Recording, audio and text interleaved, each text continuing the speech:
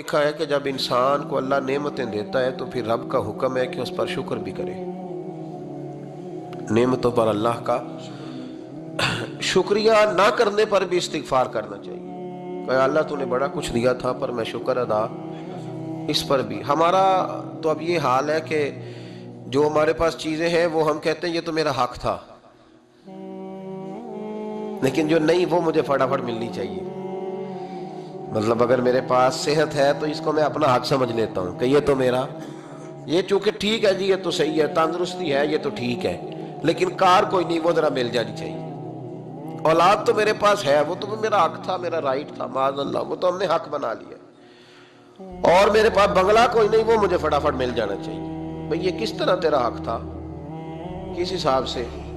यानी जो चीजें हैं उनको संभालने की फिक्र नहीं है, और जो नहीं है उनके तलब की फिक्र लगी हुई है। शुक्र नेमत को महफूज कर देता है, शुक्र नेमत को महफूज कर देता है, और नाशुक्री नेमत को लाइन शकरतुम लाज़ीदन्नकुम वलाइन कफरतुम इन्न अज़ाबी लशदीद। अल्लाह फरमाते शुक्र कर, मैं तेरी नेमतों में इजाफा कर दूंगा, और नाशुक्री करेगा तो अजाब दूंगा। शुक्र नहीं ना होता, शुक्र नहीं होता। देखे ना, 100 रुपया अब्बा जी ने दिया एक बच्चे को और उसको कहा कि जा दुकान से कुछ चीज ले आ, तो वो 100 रुपया उसने रास्ते में जाते ही कहीं फाड़ दिया, जब गवा दिया, तो अब वो वालिद से दोबारा 100 मांगता है, तो वालिद कहता है कि पहले 100 का तूने क्या किया? नहीं समझ आई आपको मेरी बात? पहले 100 का क्या किया? तो वो कहेगा जी बाप मेरा दिल करता था मैंने फाड़ दिया। जवान बच्चा है, समझदार है, 12-14 साल का है, मेरा दिल किया था मैंने फाड़ दिया, खत्म हो गई बात। तो अब्बा नया 100 दे देगा? सुभान अल्लाह, कितने खुश हो के आप कह रहे हैं नहीं दे देना 100। ये कैसे हो सकता है भाई? करोड़पति वालिद भी हो तो 100 का नोट दोबारा देता क्यों? बेटा नहीं उसका, प्यार नहीं, क्यों नहीं दे रहा? वो कहता तूने मेरे पहले 100 की कदर नहीं डाली, नया तुझे कैसे मिल जाए? तूने ख्याल ही नहीं किया, तूने जद्दोजहद ही नहीं की, तूने। हजरत मुल्ला रूमी ने मिसाल दी है। जनाब रूमी फरमाते हैं कि बगैर मेहनत के लोगों को अल्लाह ने नेमतें दी हैं तो उन्होंने शुक्र ही नहीं अदा किया। अंधे से पूछ आंख की कदर क्या है, पूछ अंधे से, पूछ माजूर से कि टांगों पे चलना कितनी बड़ी नेमत है। कभी पूछ उससे जिसका मकान तो एक कनाल में है पर रोने वाला बच्चा कोई भी नहीं। पूछ उससे जिसकी जेबें दौलतों से भरी हुई है पर कोई नहीं कहता कि अब्बा 10 रुपए देना। पूछ ये कितनी बड़ी तकलीफ है। हजरत रूमी ने लिखा है, वो फरमाते हैं कि एक वालिद था तो उसने बड़ी दौलत कमाई थी, तो उसका बेटा बेदरेग ही उड़ाता रहता था। कभी इधर पैसे भगा दिए, कमाए नहीं थे ना, मेहनत नहीं ना की थी, कमाए नहीं थे। वालिद बड़ा समझाता था पर समझ नहीं आती थी। एक दिन उसके अब्बा के ज़हन में एक बात आई, वो कहने लगा बेटे यार मैं कंगाल हो गया हूँ, अचानक हालात खराब हो गए, एक आना मुझे चाहिए, दवाई खरीदनी है, कहीं से लेके आओ। उसने कहा अब्बा मसला ही कोई नहीं, यार ही बड़े हैं, बहुत सारे लोगों के साथ रात में जाता हूँ रोटी खाने होटल में, कई हैं जो मेरा इंतज़ार कर रहे होते हैं, फेसबुक वाले और जनाब वो सेल्फी वाले, बड़े सारे हैं जो कहते हैं तेरे बगैर गुजारा ही नहीं, बड़े हैं जो रोज़ सवेरे उठ के पहले मुझे अस्सलाम वालेकुम का मैसेज करते हैं, फिर उसके बाद किसी और से, बड़े हैं, कोई मसला ही नहीं। एक के पास गया, एक आना चाहिए, उसने दे दिया, ला के अब्बा को दिया, तो अब्बा घर के अंदर जो अमीर लोग होते थे घर में कुआं खुदवा लेते थे। अब्बा कुएं के किनारे बैठा था, जब बेटे ने आना ला के रखा तो उसने पानी में फेंक दिया। अगली सुबह फिर कहा बेटे एक आने की जरूरत है, दवा खरीदनी है। उसने कहा मिल जाएगा। 2, 4, 5 दोस्त अभी हैं बड़े मालदार, उनसे जाके कहा, एक से आना लाया, अब्बे ने फिर फेंक दिया, तीसरे दिन भी फेंक दिया, चौथे दिन भी। यार अब खत्म हो गए। कुछ आहिस्ता आहिस्ता दोस्तों को पता चल गया कि कंगाल हो गया है, खबर फैल जाती है ना, अब भूखा हो गया। अब आहिस्ता आहिस्ता मोबाइल बंद होने लगे, आहिस्ता आहिस्ता जो है वो नंबर ब्लॉक होने लगा, हालात बिगड़ गए। अब जब उसे पता था कि यार तो अब दरवाज़ा खटखटाता हूँ तो कहते हैं कि उसे कह दो मैं घर नहीं, अब्बा ने तो आना मांगना है और मैं बेदरेग दौलत अब्बा की उड़ाता रहूँ, अब ये भी नहीं कह सकता कि मुझे देता कोई नहीं। शहर से बाहर निकल गया, सारा दिन मजदूरी की, जद्दोजहद की, कभी काम किया नहीं था, हाथों पे छाले पड़ गए। बड़ा मुश्किल होता है जिन लोगों ने काम ना किया हो, उन्हें करना पड़ जाए तो। तकलीफ का शिकार हो के एक आना कमाया, शाम को ला के वालिद की हथेली पे रखा तो उसने फेंका ना जब कुएं में, तो चीख पड़ा, कहने लगा अब्बा जी आप सियाने ब्याने बंदे हैं, روز پیسے لا کے دیتا ہوں, کنویں میں پھینک دیتے ہو, کوئی کرنے والی بات کرو, نہیں دوائی کھانی تو نہ کھاؤ, ضائع کیوں کرتے؟ تو بیٹے کو باپ نے تھپکی دے کے بٹھا لیا, اس نے کہا بیٹا میں نے پہلے دن تو نہیں پھینکا, تو 7واں دن میں روز پھینکتا ہوں, آج تیری چیخیں کیوں نکلی؟ کہنے لگا ابا پہلے ادھار کے تھے, آج مزدوری کے ہیں. نہیں سمجھ آئی بات؟ پہلے بولیے, اور آج میری محنت ہے, مزدوری ہے, جد و جہد ہے. تو والد کہنے لگا بیٹے یہی میں تجھے سمجھانا چاہتا تھا, وہ میرے بھی محنت کے ہیں جو تجھ روز یاروں کو کھلا آتا ہے, وہ میں نے بڑی جد و جہد سے جمع کی ہے, میں کنگال نہیں ہوا, صرف تجھے سمجھانا تھا. او بھائی یہ آنکھیں تیری محنت کی نہیں نا, اس لیے تو شکر نہیں ادا کرتا. یہ وجود, یہ ٹانگیں, یہ شعور, یہ تیری جد و جہد کا نہیں. جو عقل کی دولت اللہ نے دی ہے نا, یہ تیری محنت کی نہیں. اگر محنت کی ہوتی تو سجدے میں پڑا رہتا, تو خیال کرتا. اللہ نے آنکھیں دی ہے قرآن دیکھنے کے لیے, جب کوئی کسی گندی چیز کو دیکھتا ہے تو ناشکری کرتا ہے, جب غلط طرف اٹھاتا ہے یہ چیزیں تو ناشکری کرتا ہے. صاحبو یاد رکھنا اور اس پر ضرور غور کرنا کہ جب نعمتوں کا شکر ادا نہ کیا جائے تو پھر ہمیں استغفار کا حکم دیا گیا ہے. پھر کیا کرنا ہے ہم نے؟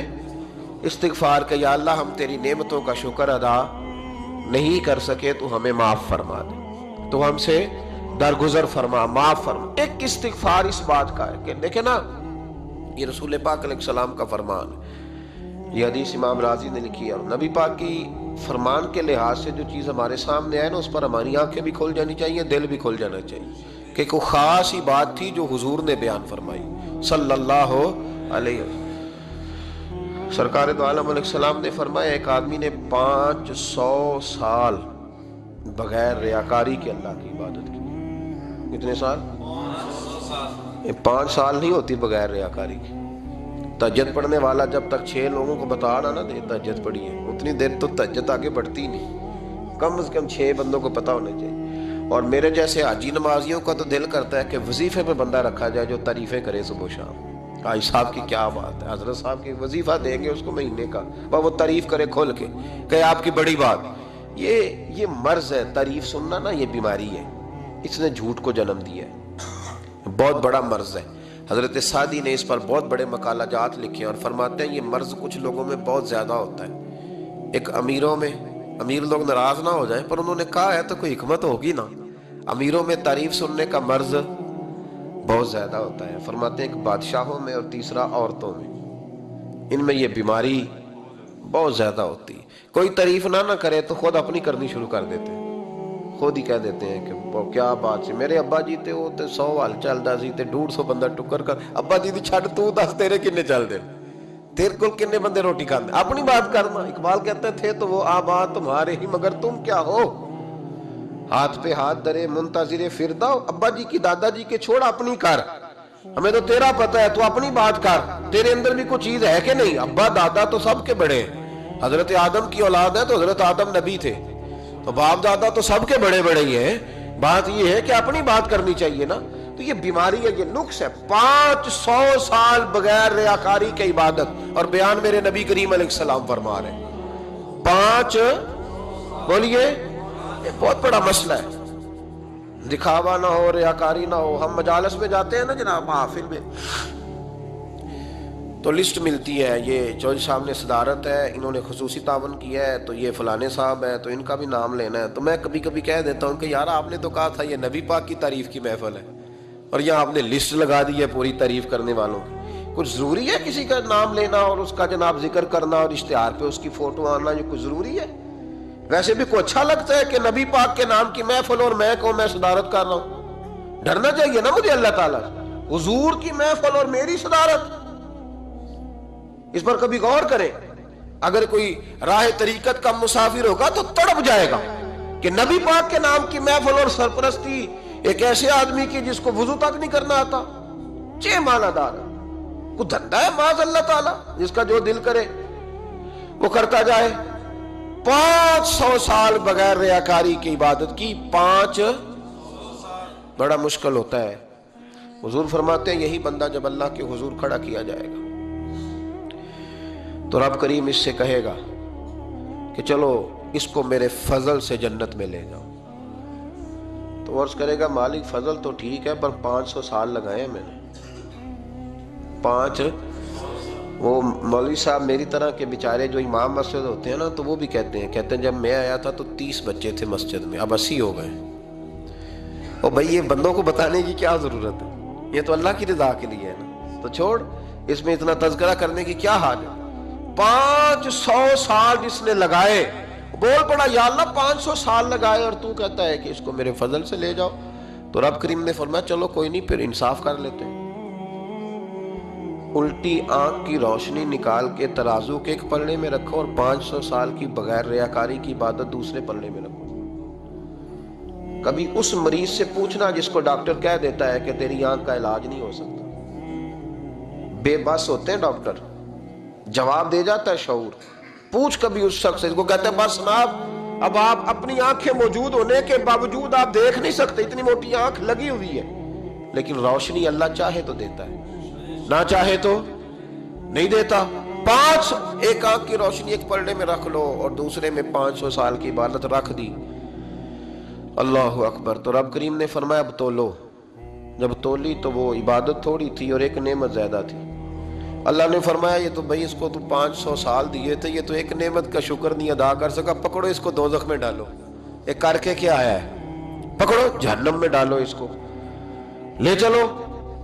ترمذی شریف کے لفظ ہے، نبی پاک نے ہمیں سمجھایا اور ایک جملے میں ساری بات ختم کر دی۔ حضور فرمانے لگے تو اللہ کی تھوڑے دیے ہوئے رزق پہ راضی ہو جا، وہ بھی تیری تھوڑی عبادت سے راضی ہو جائے گا، اور اگر تیرا پروگرام ہے نا لمبی چوڑی جائیدادوں کا تو پھر سجدے بھی لمبے کر، پھر لمبے کرنا تو بھی۔ یہ کیا بات ہوئی، یہاں جتنی دولت بڑھتی جاتی ہے عبادت سکڑتی جاتی ہے، وقت ہی نہیں، ٹائم ہی نہیں، یہ بڑھا۔ پھر تو جب دوزخ میں جانے لگا نا تو پھر خیال آیا، تو حضور فرماتے ہیں استغفار کرنے لگا، کہنے لگا اللہ میں بھول گیا تھا، اللہ مجھے غلطی لگ گئی، استغفار کر رہا۔ تو جب اس نے استغفار کیا تو رب کریم تو پہلے ہی بڑا قبول کرنے والا ہے، یا اللہ میں بھول گیا تھا، فرمایا چلو جو استغفار کرے اسے تو میں ویسے ہی معاف کر دیا کرتا ہوں، اسے بخش دو، اسے میرے فضل سے جنت میں لے جاؤ۔ پہلا استغفار ہمارے بزرگ نے ایک مراقبہ کراتے تھے، مراقبہ ان فی خلق السماوات والارض واختلاف اللیل والنہار لآیات لأولی الالباب۔ مراقبہ ہوتا تھا اللہ کی نعمتوں پر غور کرنے کا نام۔ تو اکیلا بیٹھ، گردن جھکا اور غور کر خدا کا فضل کتنا ہے اور میری اس میں محنت کتنی ہے، اس کا شمار کر۔ اس طرح کر کے 2 خانے بنا، ایک خانے میں اللہ کی نعمت رکھ اور دوسرے میں پھر اپنی محنت رکھ، اس کو کہتے ہیں مراقبہ۔ یہاں سے مراقبہ سٹارٹ ہوتا ہے، اور اگر تو شکر ادا کر رہا ہے تو پھر ٹھیک ہے، ورنہ پھر استغفار کر، پھر اللہ کے حضور معافی مانگ، پھر اس کے حضور آہوزاری کا، پھر اس سے کہہ کہ وہ معاف کرے۔ ہم لوگ یہ والا مراقبہ نہیں کرتے، اس لیے جو چیز ہے وہ تو میرا حق تھا، مجھے فٹافٹ دوسری بھی چاہیے۔ استغفار کریں اس لیے کہ ہم شکر ادا صحیح طور پر کر سکے۔ پھر اس کے بعد دوسرا استغفار اس وقت ہوتا ہے اللہ اکبر کہ جب انسان باشعور زیادہ ہو پر بے عمل بھی اتنا ہی زیادہ ہو، اسے بھی استغفار زیادہ کرنا چاہیے۔ اب میرے سمیت کسی بھی آدمی کو چھیڑیں گے نا تو دنیا اور مافیہا کی وہ باتیں کرے گا، لیکن جب اس کا عمل دیکھا جائے گا تو کچا سا، پلپلا سا، کمزور سا۔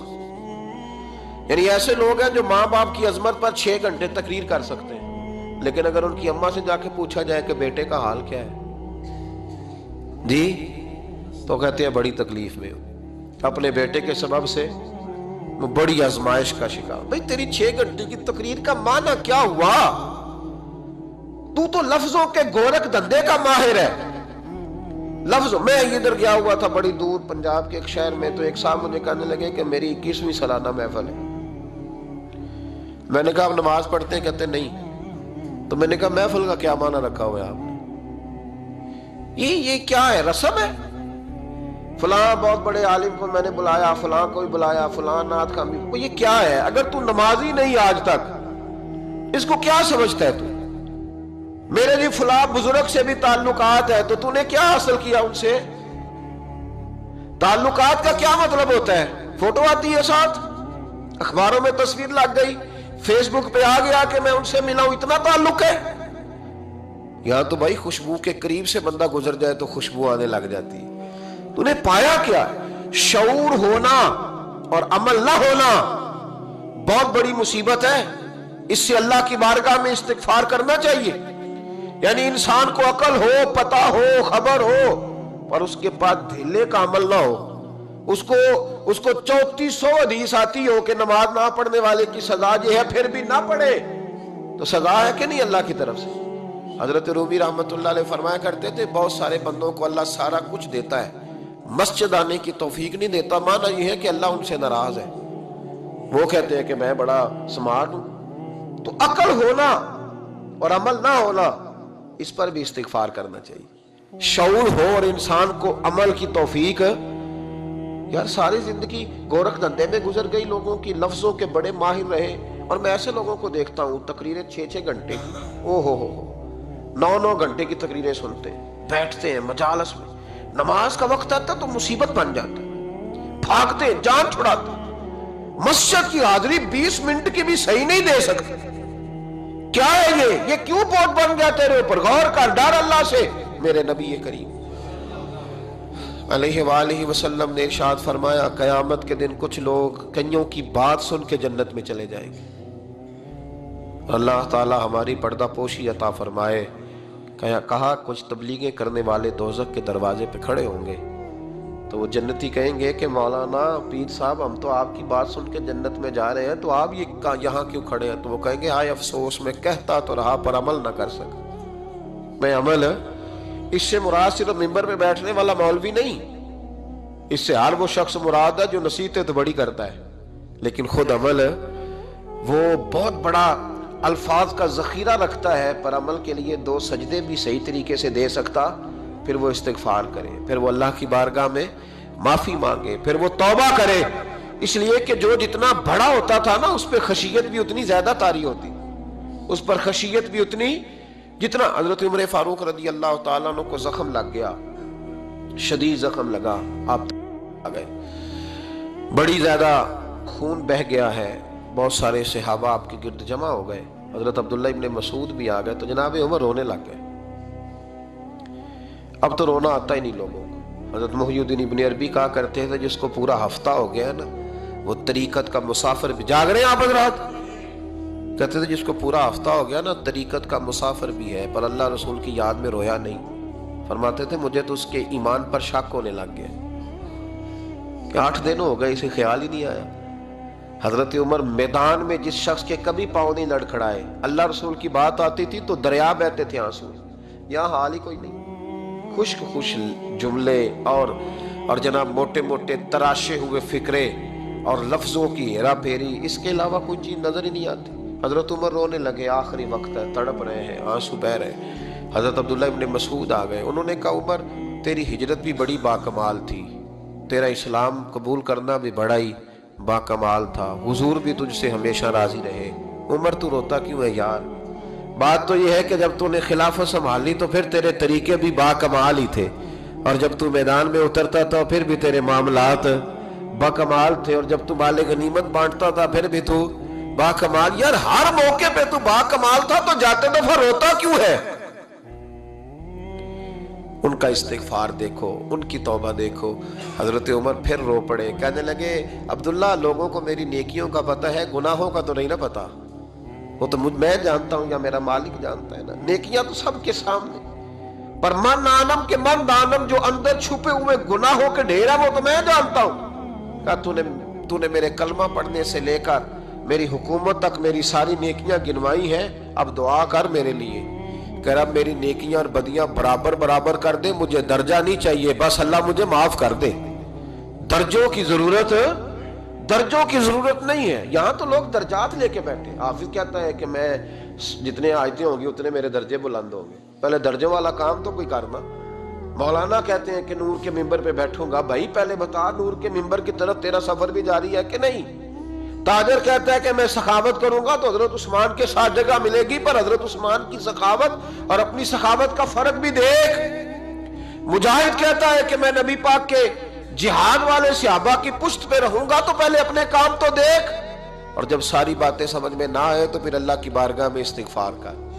फिर बैठ, बड़े लोग इस्तिगफार करते, माफी चाहते, और ये इस्तिगफार پھر اتنا کرم کرتا، اتنی آسانی کرتا، اس قدر بہتری کرتا کہ وہ مانگ تو اپنے گناہوں کی معافی رہے ہوتے تھے اور اللہ رحمتوں کے دروازے کھول دیتا تھا۔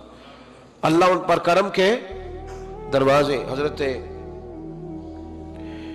امام حسن کے پاس ایک شخص آیا، حضرت امیر معاویہ بھی بیٹھے تھے، تو اس نے امام حسن سے آ کے کہا کہ حضور اولاد نہیں ہے، کوئی دعا کر دے۔ توجہ ہے میری بات پر؟ اب بھی لوگ پیروں کے پاس آتے ہیں نا ماشاءاللہ سے، اللہ خیر فرمائے، تو پیر صاحب اگر وظیفہ بتائیں تو وظیفہ چونکہ پڑھنا پڑتا ہے وہ کام مشکل ہے، لہذا تعویذ تو پیروں نے بھی اب ماشاءاللہ بڑی ترقی کر لی، انہوں نے بھی تعویذ چھپوا کے رکھ لی ہے۔ کون لکھے اتنے تعویذ، جو کہ ہر مرید کو تو تعویذ چاہیے، انہوں نے نا جی تعویذ پکے چھپوا لیے، کچھ نے مورے بنوا لی ہیں۔ دیکھتا رہتا ہوں، میرا شعبہ ہے نا، میں دیکھتا رہتا ہوں کہ مور لگائی، اس کو باندھا، اللہ خیر کرے۔ تو اب وہ نفسیاتی معاملہ ہے، ظاہر ہے 100 بندہ تعویذ لے کے گیا ہے تو 1.5 کو تو فرق پڑے گا ہی نا بیچ میں سے، تو جس کو فرق پڑ گیا اس کا فیس بک پہ دے دیا کہ یہ میری کرامت ہے جی، تو جس کا نہ پڑا جی جڑے محرم راز حقیقت دے او تے راز حقیقت کھول دے ہی نہیں، اے جنہ ویکھیا نہیں او کرن گلاں، جنہ ویکھ لیا او تے بول دے ہی نہیں۔ ہمارے ایک حضرت تھے تو ان کے پاس ہم بیٹھے تھے، نیک آدمی، تو تعویذ دیا تو مرید کہنے لگا حضور دوبارہ کب آؤں؟ کہنے لگے فرق پڑ گیا تو آ جانا، نہیں تو کہیں اور چلے جانا۔ اس لیے کہ شیخ عبدالعزیز دباغ رحمت اللہ علیہ کے ایک مرید نے کہیں تنقید کر دی تھوڑی سی، یہ لفظ بس نا بہت بڑے ہیں، ان کی میں تشریح نہیں کروں گا، جتنے جملے اتنی بات کر کے بیت جاؤں گا، ان کی تشریح نہیں ہو سکتی، یہ ان کی توضیح نہیں ہو سکتی، کچھ تفصیل نہیں ان کی ہو سکتی، یہ جملے بڑے، میں کوئی تشریح نہیں کروں گا۔ اس نے کہا کہ حضور فلاں فلاں فلاں فلاں جگہ مجھے پریشانی ہے آپ کے حوالے سے، تو آپ فرمانے لگے میں نے کون سا باندھا ہوا ہے، نہیں سمجھ میں بات آتی تو کہیں اور چلا جا، باندھ کے رکھا نہیں، دروازے کھلے ہوئے کہیں اور چلا جا، ختم ہو گئی بات۔ تنقید کرنے کی ضرورت چھٹی، اس لیے کہ وہ لوگ بت نہیں بناتے تھے کہ بس ادھر ہی پوجا کرنی ہے کہ کہیں اور نہیں جانا، یہ چھوڑے ہے نا ہمارے چکر چلا ہوا، میرے علاوہ کہیں اور نہ جانا۔ شیخ عبدالوہاب شرونی فرمایا کرتے تھے یہ تو نقص ہے تیرے اندر کا، یہ تو تیرے اندر کا نقص ہے، اگر تو قابل ہوتا تو کہتا جا سنگیا سارا زمانہ دیکھا، اگر کوئی میرے جیسا ملا تو چلا جانا، اور اگر میری طرح کا نہ ملا تو پھر کہیں اور جا دیکھا سارا۔ او بھائیو کیا چکر ہے، وظائف لوگ پوچھتے تھے تو ان پہ عمل کرتے تھے، وہ چیزیں فائدہ دیتی۔ حضرت امام حسن سے آ کے وظیفہ پوچھا، اس شخص نے کہا حضور اولاد کوئی نہیں تو وظیفہ بتائیں، تو آپ نے فرمایا استغفار پڑھا کر، کیا کر؟ اس نے کہا ٹھیک ہے، تو حضور پھر میں دوبارہ کب آؤں؟ تو امام حسن کہنے لگے بے اولاد ہے نا تو، استغفار کا وظیفہ بتایا نا؟ کہا ہاں۔ فرمانے لگے اب اس وقت آنا جب اللہ تجھے 10 بیٹے عطا کرے گا۔ کتنے؟ 2 4 نہیں، 10 ہی کہہ دیے۔ تو حضرت امیر معاویہ رضی اللہ تعالیٰ دیکھا، کہنے لگے حسن اتنا بڑا دعویٰ؟ آپ فرمانے لگے میں نے کہہ دیا نا تو اللہ فضل کرے گا، ہاں ہاں اللہ خیر کرے گا، خیر ہو جائے گی۔ وہ شخص کئی سالوں کے بعد آیا، کئی سالوں کے بعد، تو حضرت امیر معاویہ کو بھی ساتھ لایا، کہنے لگا حضور اللہ کے فضل سے اللہ نے 10 بیٹے عطا فرمائے، پورے 10 ہی اللہ نے دیے۔ تو حضرت امیر معاویہ کہنے لگے جناب بات تو آپ کی سچی ہو گئی، پر مجھے بھی بتائیے وظیفہ کہاں سے لیا؟ فرمانے لگے قرآن پاک سے، سورہ نوح کی 10 11 12 آیت پڑھو، اللہ فرماتے ہیں تم استغفار پڑھو، میں تمہاری بیٹوں سے بھی مدد کروں گا، مالوں سے بھی مدد کروں گا۔ تو میں نے استغفار بتائی تھی اور قرآن میرے اللہ کا ہے، رب کا وعدہ جھوٹا ہو سکتا؟ فرمایا 10 بیٹے ملنے تھے، میں نے کہہ جو دیا تھا۔ وہ میرے بھائیوں یاد رکھیں، استغفار اللہ کی رحمت نازل کرتا، ایک ہوتا ہے خوف، ایک ہوتی ہے خشیت۔ خوف والے لوگ توبہ کرتے ہیں، خشیت والے استغفار کرتے ہیں۔ ایک ہوتا ہے خوف، ایک ہوتی ہے خشیت والے استغفار کرتے ہیں۔ نبی کریم علیہ السلام نے فرمایا میں دن میں 100 مرتبہ استغفار کرتا ہوں، دن میں۔ توبہ والا کہتا ہے کہ میں بھول گیا تھا مجھے معافی مل جائے، اور خشیت والا کہتا ہے میرا یار ناراض نہ ہو جائے، وہ استغفار ہی کرتا رہتا ہے، وہ معافی حضرت رومی نے مثال دی ہے، فرماتے ایک عورت تھی تو بھیک مانگا کرتی تھی، ایک دن بادشاہ کے دروازے پہ بھیک مانگنے گئی تو بادشاہ کو پسند آ گئی، اس نے نکاح کر لیا۔ 20 کنیزائیں اس بی بی کے پاس تھی خدمت کرنے کے لیے، روٹی دینے کے لیے، کپڑا دینے کے لیے، لیکن وہ ہر وقت روتی رہتی تھی، ہر وقت روتی۔ ایک سمجھدار کنیز کہنے لگی کہ ملکہ اب تیرا درجہ بہت بڑا ہے، تو ہر وقت روتی رہتی ہے، معافیاں ہی مانگتی رہتی ہے ہر وقت، کون سی ایسی نعمت ہے جو تیرے پاس نہیں؟ تو وہ کہنے لگی اس لیے تو روتی ہوں۔ کیا مانا؟ کہنے لگی اس لیے روتی ہوں کہ میں اس قابل نہیں تھی جو مجھے مل گیا، کہیں میرے سر کا سائیں ناراض نہ ہو جائے، وہ کہیں بگڑ نہ جائے، مجھے پتا ہے کہ میں کیا تھی اور مجھے کہاں تک پہنچا دیا، میں روتی اس لیے ہوں کہ کبھی کہیں وہ ناراض۔ حضرت عمر اس لیے روتے تھے کہ کہیں مصطفیٰ ناراض نہ ہو جائے، حضرت ابو بکر اس لیے تڑپتے تھے کہ کہیں اللہ کا فضل روٹھ نہ جائے۔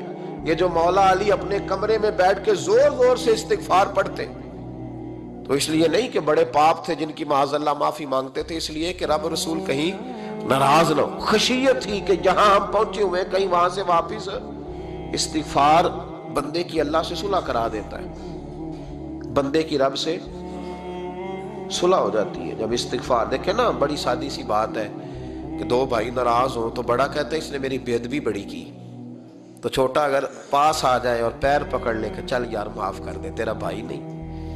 پتہ کیا ہوتا ہے؟ صرف معافی نہیں ملتی، ہاں صرف معافی نہیں، چھوٹے نے بے ادبی کر دی، بڑے کو تکلیف ہوئی، بات جب آگے بڑھی نا تو بڑے نے شکوہ کیا، جب لوگوں نے چھوٹے کو سمجھایا تو چھوٹا جب معافی مانگتا، ادھر دیکھو میری طرف، جب چھوٹا معافی مانگتا ہے نا اٹھ کے جاتا ہے اور بڑے کے پیر پکڑتا ہے تو نرا معاف نہیں کرتا، بڑا رو بھی پڑتا ہے، بڑا رو بھی پڑتا ہے، اور وہ کہتا ہے کہ وہ میں اور تم اماں کے پاس اکٹھے بیٹھتے، ایک باپ کی موٹر سائیکل پہ اکٹھے بیٹھتے، تو تیرا اور میرا رشتہ یار تو نے یہ کیوں؟ وہ جو آنسو نکلتے ہیں نا، وہ درد ہوتا ہے، وہ کیف ہوتا ہے، وہ سوز ہوتا ہے، وہ لذت ہوتی ہے، وہ پیار ہوتا ہے۔ رب کہتا ہے تو معافی مانگ، انہو کان غفارا، تو معافی مانگ، میں تجھے معاف بھی کروں گا، تیرے اوپر رحمت بھی فرماؤں گا، تیرے اوپر کرم نوازی بھی کروں گا، تجھے نواز دوں گا، تجھے عطا کروں گا۔ حضرت موسیٰ کلیم اللہ علیہ السلام کا زمانہ مبارکہ تھا، قحط پڑ گیا، بارش نہیں ہوتی۔ ہم لوگ نا اب تو خیر ہمارے پاکستان میں تو ٹیبل ٹاک ہوتی ہے، ٹاک شو ہوتے ہیں، ہمارے ہاں تو پتہ کیا جاتا ہے کہ بارش ہو کیوں نہیں رہی، پھر اس پہ یہ ہوتا ہے کہ دھواں بڑا چڑھ گیا ہے، حالات بڑے خراب ہیں، فلاں ایسے ہو گیا، قحط کا ہم تو اسباب تلاش کرتے رہتے ہیں نا جی، فوق بہت زیادہ ہے، فلاں چیز ایسے ہے، فلاں چیز ایسے، ہم تو یہ تلاش کرتے رہتے ہیں۔ وہ لوگ یوں نہیں کرتے تھے، وہ سیدھے جا کے مصلوں پہ بیٹھتے تھے، اس لیے کہ وہ کہتے تھے جب رب چاہتا ہے تو پھر کوئی چیز کسی چیز کو روک سکتی، وہ سیدھے مصلے پہ بیٹھتے ہیں۔ اعلیٰ حضرت فاضل بریلوی رحمۃ اللہ علیہ کے پاس ایک مولانا محمد حسین آئے، وہ فلکیات کے بڑے ماہر تھے، تو اعلیٰ حضرت نے فرمایا ذرا ستاروں کا حساب لگا کے دکھاؤ بارش کب ہوگی؟ کہنے لگا پورا مہینہ تو نہیں ہوگی۔ تو اعلیٰ حضرت رحمۃ اللہ علیہ فرمانے لگے کہو کہ میرا علم کہتا ہے مہینہ نہیں ہوگی، اللہ چاہے تو ابھی ہو سکتی ہے۔ کہنے لگا جی وہ تو ٹھیک ہے پر میرا علم، وہ جیسے روز لوگوں نے پیر نیٹ ٹو شہنشاہ صاحب نہیں کھولے ہوتے کہ بارش کب آئے گی، اور اس کی طرف نہ دیکھ، مصلے پہ بیٹھ، مہربانی کر مصلے پہ بیٹھ، اللہ کی بارگاہ میں حاضر ہو، اس سے معافی مانگ، اسے منا تاکہ وہ رحمت کی بارش۔ کہنے لگا جی میرا علم کہتا ہے، تو اعلیٰ حضرت فرمانے لگے پھر وہی بات، تو کہہ اللہ چاہے تو بارش ابھی، لیکن یہ جو اڑ گئے ہیں نا بیچارے، یہ اڑ ہی گئے ہیں، یہ جہاں الجھ گئے ہیں وہاں یہ لوگ الجھ گئے، اللہ ہمیں الجھنے سے محفوظ فرمائے۔ تو اعلیٰ حضرت اٹھے تو فرمایا ٹائم کیا ہوا ہے گھڑی پہ؟ کہنے لگا جی 12۔ تو اعلیٰ حضرت نے گھڑی گھمائی، اب کیا بج گیا؟ کہنے لگا 4 بج گئے۔ فرمانے لگے بج گئے نا 4؟ کہنے لگا جی آپ نے گھڑی گھما جو دی ہے۔ فرمانے لگے اللہ بھی جب چاہے تو ستارے گھما دیتا ہے، اللہ بھی ستارے گھما دیتا ہے بارش۔ کہنے لگا جی وہ تو ٹھیک ہے پر مہینہ نہیں ہو سکتی۔ اڑا ہوا بندہ اس کا کوئی علاج ہے جو اڑ جو جائے، اس کے لیے قرآن کہتا ہے وَإِذَا خَاطَبَهُمُ الْجَاهِلُونَ قَالُوا سَلَامًا، اسے سلوٹ کرو دور سے، اسے کو تو جان اور تیرا۔ کہنے لگا جی ہو نہیں سکتی پورا مہینہ۔ فرمانے لگے یار تو جا اپنا کام کر۔ وہ شخص کہتا ہے میں نے دروازہ کھولا اعلیٰ حضرت کا، کمرے سے باہر نکلا تو تیز بارش ہو رہی، واپس آیا تو میں نے کہا احمد رضا یہ عقیدہ کہاں سے لیا ہے؟ فرمایا دروازہ مصطفیٰ سے لیا ہے صلی اللہ علیہ وسلم۔ تو یاد رکھیں کہ اللہ کو منانا چاہیے، استغفار کرنا چاہیے، اس کی برکات۔ حضرت موسیٰ ساری قوم کو لے کے نکل گئے، آؤ بھائی میدان میں اللہ کی بارگاہ میں استغفار کریں اور بارش کا سوال کریں۔ बारिश मांगे, जब बाहर निकले देर तक दुआएं होती रहीं तो हज़रत मूसा अलैहिस्सलाम को रब करीम ने वही फरमाई कि मूसा, आपकी कौम में ना एक शख्स है जिसको 40 साल हो गए नाफरमानी करते, उसने रब से सुलह नहीं की। कितने लोग हैं? एक। और 40 साल से वो नाफरमान है, उसको मजमे से निकाल दो, बारिश हो जाएगी। अगर एक गुनाहगार की वजह से बारिश रुक जाती है और जहां दरवाजे खुले हुए हों, जहां तन्हाइयां खौफनाक हों, और जहां तबाही उतरी हुई हो, और जहां लोग करोड़ों रुपया माल हड़प कर गए हों, और जहां उलमा को हथकड़ियां लगा के ठंडी जमीनों पे लिटा दिया जाए और कौम कह रही हो अच्छा हुआ अच्छा हुआ, और लोग फबतियां उड़ा रहे हो, मजाक कर रहे हो, तो फिर उस कौम पे किस तरह करके फजल इलाही। और ये मौलवी का मामला नहीं, ये तो मिंबर रसूल का मामला है। मेरे मुस्तफ़ा ने ये नहीं कहा पीर मेरा वारिस है, हुजूर ने फरमाया आलिम मेरे दीन के वारिस है। हाँ, हुजूर ने फरमाया जिसने आलिम के चेहरे का दीदार किया समझे मैंने अपने नबी की जियारत की है। लेकिन यहां तो खैर ये उन्वान नहीं, वरना मैं इस पर जाता है। तो कहा एक बंदा है 40 साल से अल्लाह की नाफरमानी कर रहा है, वो अगर निकल जाए तो बारिश हो जाएगी। हजरत मूसा ने ऐलान कर दिया भी एक शख्स है, वो अगर निकल जाए तो बारिश हो जाएगी। पता तो होता है ना सबको, मुझे भी पता है कि मैं अंदर से कैसा हूं, और आपको भी खबर तो होती है ना जी। जब बात हो रही होती है तो फिर पता तो चलता है ना कि बात कहां जाके सेट हो रही है, पता चलता है ना। उसे भी चल गया पता, अब अंदर ही अंदर रोने लगा। और देखो इमाम राजी और इमाम गजाली दोनों ने लिखा है कि इस दर्द से रोया, इस दर्द से कि इधर वाले को भी पता ना चल जाए, मजमे के अंदर खड़ा है और इधर वाले को भी इस्तिगफार, देखो इधर वाले को भी पता ना चल जाए और इधर वाले को भी कहीं हुजूम में गम में भी तौहीन ने ज़ब्त गम ना हुई। हम इस एहतियात से रोए कि आंख नम ना हुई, हुजूम में गम में भी तौहीन ने ज़ब्त गम ना हुई। हम इस एहतियात से रोए कि आंख नम ना हुई, रोए भी पर किसी को आंसू नहीं देखने दिए। अब इस दर्द से कहता है अल्लाह तू तो माफ करने वाला है ना, तू तो माफ करता है, पर्दा पोशी करता है। और मालिक अगर लोगों को पता चल गया तो मेरे तो बच्चों का भी जीना हराम कर देगा। या अल्लाह मेरी तो आने वाली नस्ल भी तड़प के वक्त गुजारेगी। मालिक तू माफ कर दिया करता है, लोग नहीं माफ करते। ऐ अल्लाह ये मेरी खूबियां भूल जाएंगे, मेरी खामियों पर बात। मालिक मैं ये जिल्लत नहीं बर्दाश्त कर सकता, फजल फरमा। हजरत मूसा ने दोबारा ऐलान किया निकलते हो कि नहीं निकलते? फिर तड़पा, खुदावंदा मुझे बेआबरू न कर, ये जिल्लत और रुसवाइयां ये नहीं बर्दाश्त होती। अल्लाह दरगुजर। हजरत मूसा ने तीसरा ऐलान किया निकलता है या मैं फिर उसका नाम लूं, अल्लाह से पूछ के नाम लूं उसका, बताओ कौन है। अब तो तड़प गया, कहने लगा मालिक मैं तेरी बारगाह में इस्तिगफार करता हूं, आइंदा नहीं करता, आइंदा नहीं करता।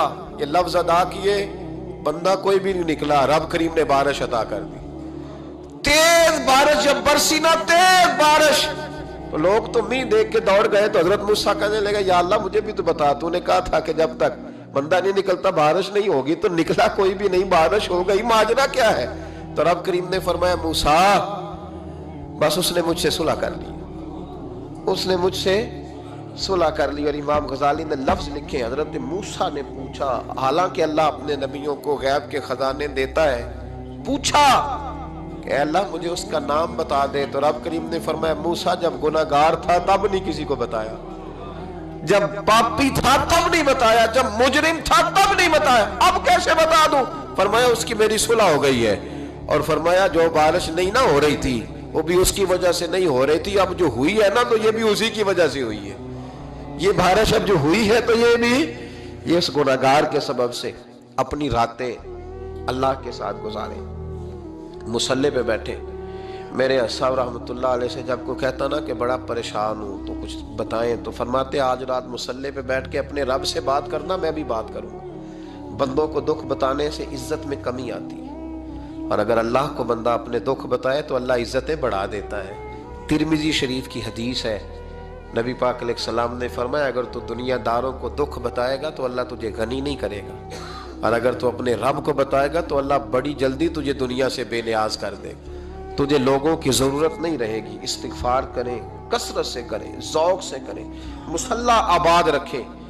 ہر شے دیکھو نا، جس طرح کھانے کی میز آباد رہتی ہے، بستر آباد رہتا ہے، ہمارے دیگر معاملات، اگر مصلح نہ آباد رہے تو روح بے چین رہتی ہے، طبیعت بے قرار رہتی ہے. انسان، میں نے دیکھا ہے بڑے بڑے سمجھدار لوگ پاگلوں جیسی زندگی گزار رہے ہیں، بولتے جا رہے ہیں، بولتے جا رہے ہیں، بولتے جا رہے ہیں، ایسے کسی کو کوئی خبر کہ 6 فون اٹھائے ہوئے ہیں، ایسے جیسے ڈسٹرب ہو گئے مینٹلی طور پر. وجہ کیا ہے کہ ان سے جان نہیں چھڑاتے. کبھی سارے موبائل بند کر کے نا، سارے بچے ہر چیز سائیڈ پہ کر کے مصلے پہ بھی آنا چاہیے. اور مالک تو بڑا ہی قریب ہے، اللہ تو بڑا ہی کنز المال کی حدیث سنا کے بعد سمیٹتا ہوں. نبی پاک صلی اللہ تعالی وسلم فرماتے ہیں ایک شخص تھا بنی اسرائیل میں، بڑا مالدار تھا، تو پھر اس پہ غربت آ گئی. جب غربت آئی تو رو پڑا، کہنے لگا اے اللہ میں غریب ہو گیا ہوں، میری مدد فرما، میں نے بڑی نافرمانی کی ہے تیری. مالدار جب تھا تو بڑی موج کر، یا اللہ میں نے بڑی اب نہیں کروں گا، مجھے اس غربت سے نکال. تو اللہ نے فرشتوں سے کہا کہ دے دو جو مانگتا ہے. تو فرشتے کہنے لگے یا اللہ یہ توبہ کر کے نہیں آیا، ڈر کے نہیں آیا، یہ تو الجھ گیا تب آیا ہے. یہ تجھ سے ڈر کے ہوتا ہے نا ایسے کہ لوگ اللہ سے نہیں ڈرتے جتنا غربتوں سے معاذ اللہ ڈرتے. یا اللہ یہ تو وہ الجھ گیا تب آیا. تو اللہ نے فرمایا پتہ مجھے بھی ہے، لیکن آ تو گیا ہے نا، چلو دے دو. تو کہا یا اللہ اگر دے دیا تو دوبارہ نہیں آئے گا. فرمایا اس کا بھی مجھے پتا ہے، تم دے دو. اسے دے دیا. جب دولت مل گئی نا تو کہنے لگا اوہو وہ تو میں نے اس طریقہ سے استعمال کیا اس لیے کامیاب ہو گیا. پھر کچھ وقت گزرا تو پھر الجھ گیا، پھر قرضے چڑھ گئے، پھر سارے علاج کر. کہنے لگا یا اللہ اب نہیں کرتا، اب معاف کر دے. 70 دفعہ توبہ کی اور 70 دفعہ توڑی. حبیب کریم فرماتے ایک دن بستر پہ تھا، آسانی تھی، 70 دفعہ فرشتوں نے کہا یا اللہ یہ جھوٹا ہے، جھوٹ بولتا ہے، یہ تو غربت آئی ہے تو تیری بارگاہ میں آیا ورنہ کبھی نہ آتا. بیمار ہوا ہے تو آیا، اس کا تو بچہ بیمار ہوا ہے تو آیا ورنہ کبھی نہ آتا. 70 دفعہ توبہ توڑی. ایک دن رات کو بستر پہ لیٹا تھا، دولتیں بھی تھی، آسانیاں بھی تھی. دل میں خیال آیا میں کتنا جھوٹا ہوں، جب الجھ جاتا ہوں تو اس کے دروازے پہ جاتا ہوں اور وہ کتنا قریب ہے، مجھے خالی نہیں لوٹاتا. تڑپ اٹھا، آنسو نکل گئے، اٹھ کے مصلے پہ کھڑا ہوا تو رب کریم نے فرشتوں سے فرمایا کھول کے دیکھو دروازے، آج یہ غربت کی وجہ سے نہیں آیا، آج میرا بن کے آیا ہے. تو یا اللہ پہلے تو دولت دیتا تھا، آج کیا دے گا؟ تو محبوب فرماتے اللہ فرماتے اب میں اسے بغیر حساب کتاب جنت عطا کروں گا. استغفار کریں، اس کے حضور حاضری دیں.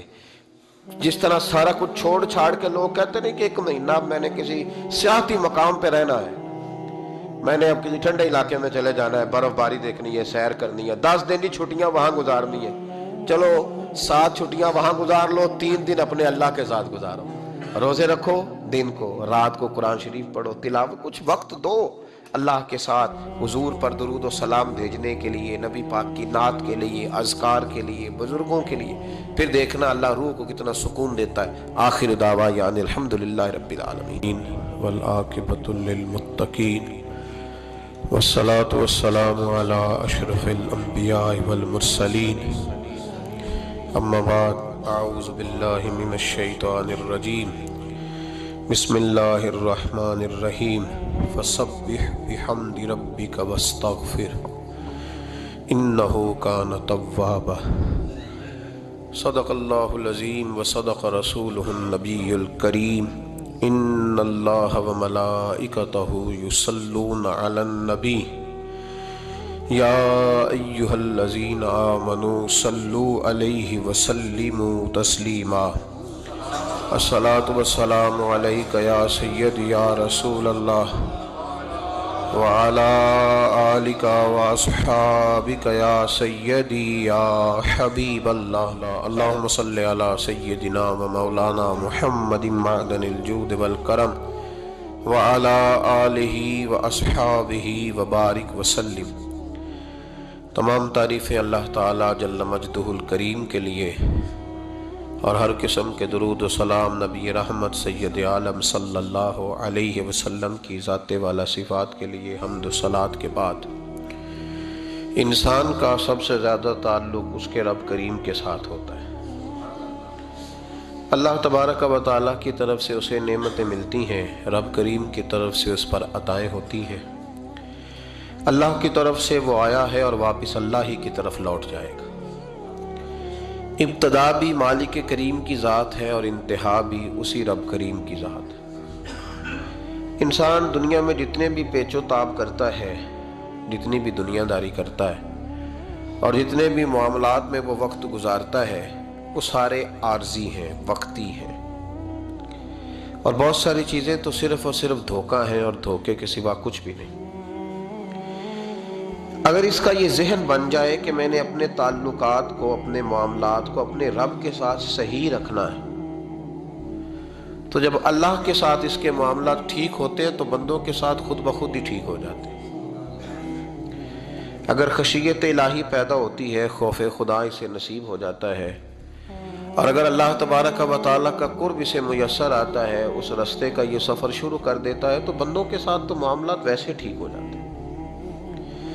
اس لیے کہ جب اللہ سے ڈرے گا، نہ دھوکہ کرے گا، نہ فریب کرے گا، نہ جھوٹ بولے گا، نہ کسی شخص کے ساتھ بددیانتی کرے گا، جب اللہ کے ساتھ اس کا تعلق ٹھیک رہے گا، اور جب یہ اپنے آپ کو آزاد سمجھے گا نا کہ میں ہوں اور میں ہی ہوں اور میں نے ہی چلنا ہے، تو پھر یہ اپنی مرضی سے معاملات کو چلائے گا تو خرابی پیدا ہوگی۔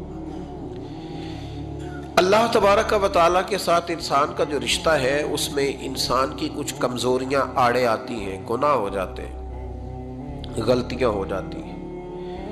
ان غلطیوں کے بعد اپنے رب کریم کے ساتھ اپنے تعلق کو مضبوط کرنے کے لیے اللہ رسول نے جو ہمیں وظیفہ دیا اس کو استغفار کہتے ہیں۔ استغفار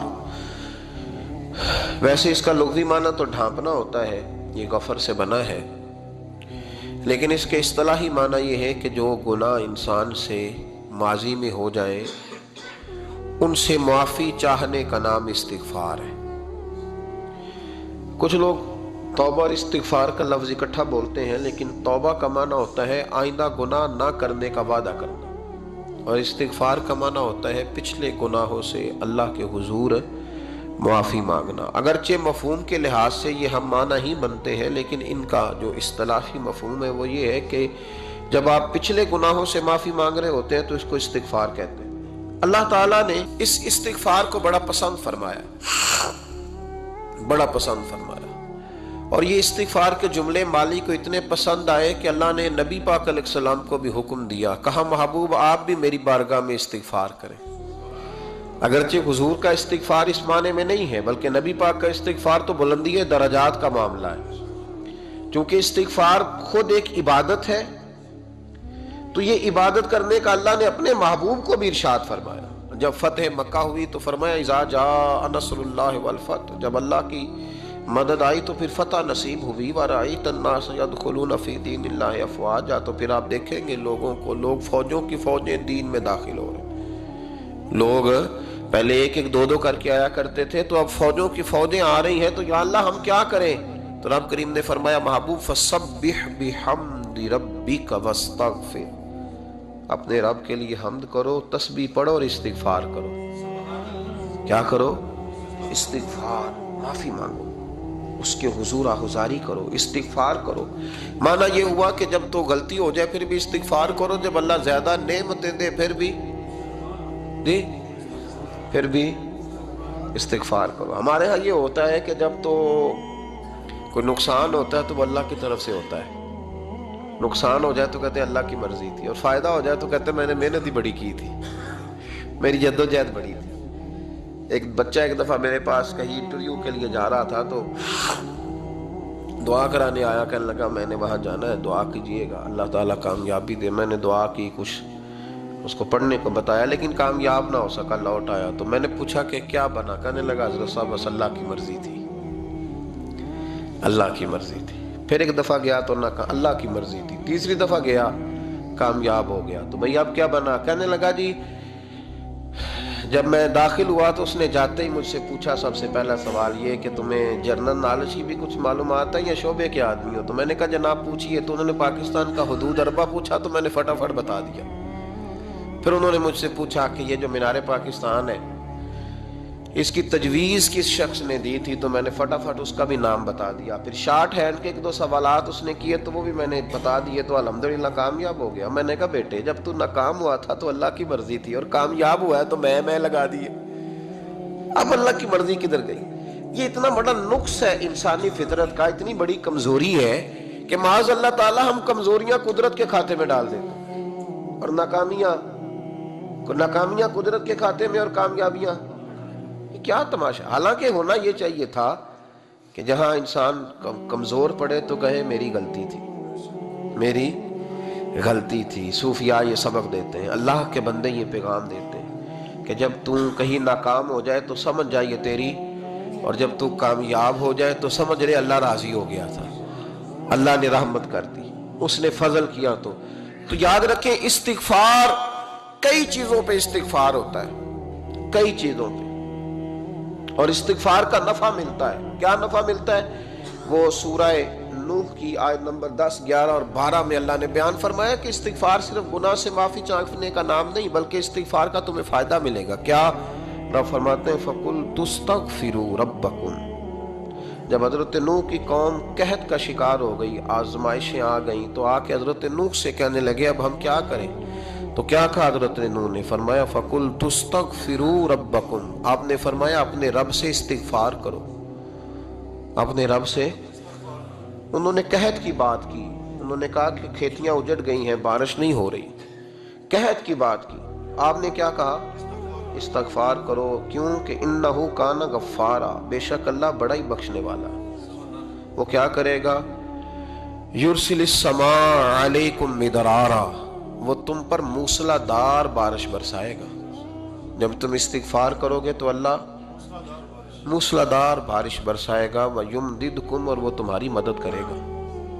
استغفار کرنے والے کی اللہ کیسے مدد کرے گا؟ بِأَمْوَالٍ وَبَنِينَ، تمہیں مال بھی عطا کرے گا اور بیٹے بھی عطا کرے گا، بارش بھی دے گا استغفار کرنے والے کو، اور مال اور اولاد سے اس کی مدد بھی کرے گا۔ وَيَجْعَلْ لَكُمْ جَنَّةٍ وَيَجْعَلْ لَكُمْ أَنْهَارًا، اللہ تمہیں جنت بھی عطا کرے گا اور تمہیں نہریں بھی عطا فرمائے گا، تمہارے لیے جنت بھی بنائے گا، انہار بھی بنائے گا۔ توبہ کا، استغفار کا تمہیں یہ فائدہ ملے گا۔ ایک استغفار ہمارے بزرگوں نے وہ